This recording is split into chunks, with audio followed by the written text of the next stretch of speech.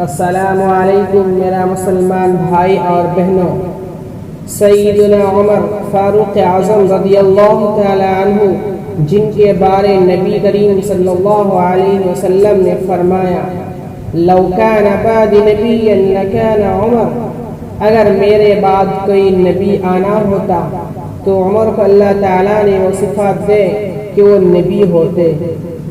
عشرہ مبشرہ میں سے ہیں جو مراد مصطفیٰ ہے، جن کے بارے نبی علیہ السلام نے فرمایا کہ عمر جس رستہ سے گزارتا ہے شیطان اس رستے کو چھوڑ دیتا ہے۔ اس ہستی کے بارے میں آتا ہے کہ ہر وقت ڈرتے رہتے تھے۔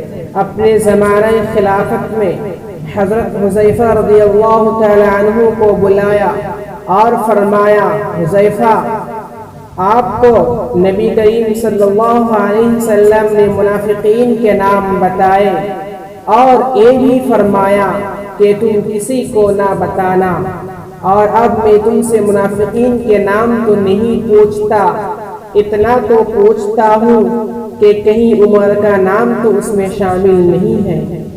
کتنی عجیب بات ہے۔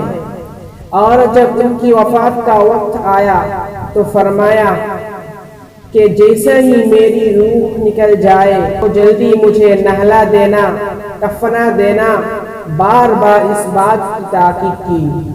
تو ایک صحابی رضی اللہ تعالی عنہ نے کہا کہ حضرت ہم جلدی تو کریں گے مگر اتنی تاکید کی کیا ضرورت ہے؟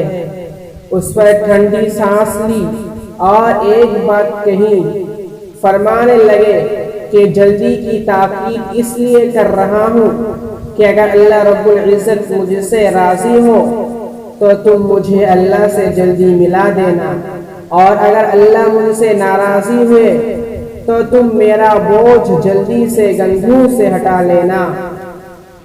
میرے بھائی ذرا سوچو تو صحیح، حضرت عمر رضی اللہ تعالی عنہ خلفائے راشدین میں سے ہیں، عشرہ مبشرہ میں سے ہیں۔ اللہ کے رسول صلی اللہ علیہ وسلم نے ان کو جنت کی سرٹیفکیٹ دے چکے ہیں۔ اگر ان کا یہ حال ہو تو ہمارا کیا حال ہونا چاہیے؟